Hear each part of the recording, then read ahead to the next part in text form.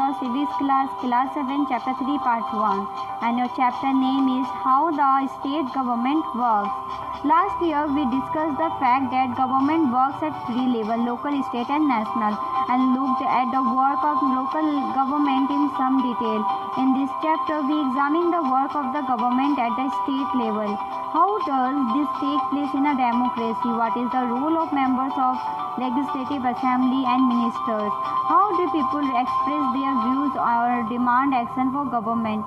We look at this question through the example of health. Page number 30 and 31 is homework. Read whose responsibility. And we will start from who is an MLA. Who is an MLA? In the above section, you have read about some events in Patalpuram. You may be familiar with some official names such as collector, medical officer, etc. But have you heard of an MLA and the legislative assembly? Do you know the MLA of your area? Can you identify which party she or he belongs to?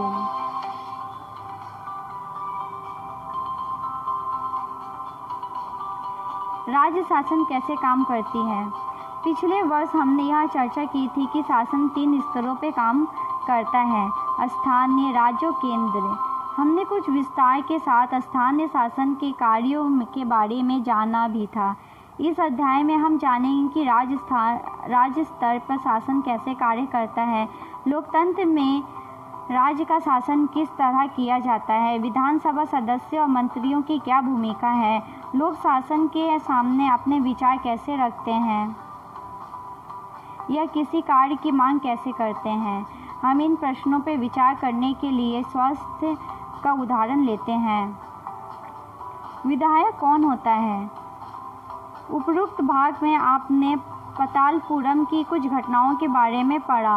आप शायद जिलाधीश, चिकित्सा अधिकारी जैसे अधिकारियों के नामों से परिचित भी होंगे, परंतु क्या आपने विधायक और विधानसभा के बारे में सुना है? क्या आप अपने क्षेत्र के विधायक यानी MLA से परिचित हैं? क्या आपको पता है कि वे किस पार्टी के हैं? Members of legislative assembly are elected by the people. They then become members of the legislative assembly and also form the government. In this way, we say that the MLAs represent people. The example below will help us understand this better. विधानसभा के सदस्य को विधायक कहा जाता है।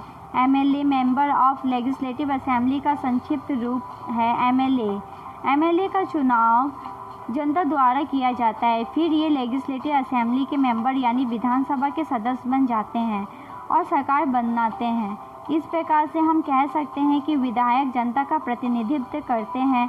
नीचे दिए गए उदाहरण से यह बात आप अधिक स्पष्ट हो जाएगी। Every state in India has a legislative assembly. Each state is divided into different areas or constituencies. For example, look at the map below. It's shown that the state of Himachal Pradesh is divided into 68 assemblies, constituencies. From each constituencies, the people elect one representative who then become a member of the legislative assembly. You would have noticed that people stand for election in the name of different parties. These MLA therefore belong to different political parties.